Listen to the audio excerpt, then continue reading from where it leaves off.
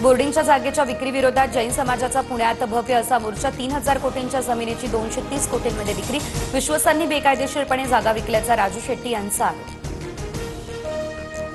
ठाकरे बंधूंची युती पक्की ज्यांना सोबत यायचे त्यांचं स्वागत महाविकास आघाडी विधानसभा आणि लोकसभेसाठीचं राऊतांचंही विधान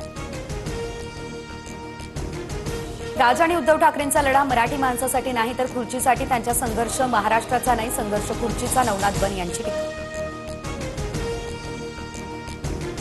ठाण्यात आम्ही आणि मनसे सत्तेत येणार 2 ठाकरे सर्वांच्या ठिकऱ्या करणार ठाण्यात आम्ही 75 जागा जिंकू संजय राऊत यांचा हा दावा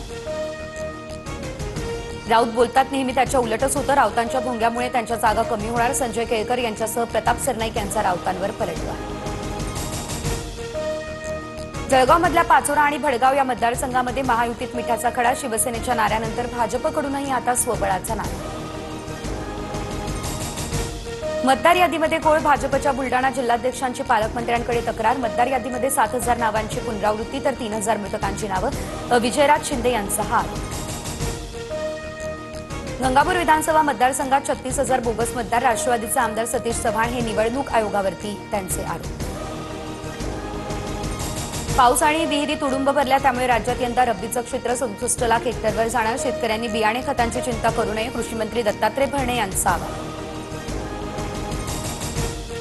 कल्याणमध्ये शिंदेंच्या शिवसेनेचे माजी नगरसेवक उमेश बोरगावकर यांच्यावरती अज्ञातांकडून हल्ला हाणामारी सोडवण्यासाठी गेलेल्या बोरगावकर यांच्या गाडीची तोडफोड हल्ल्यामध्ये 1 जण गंभीररित्या जखमी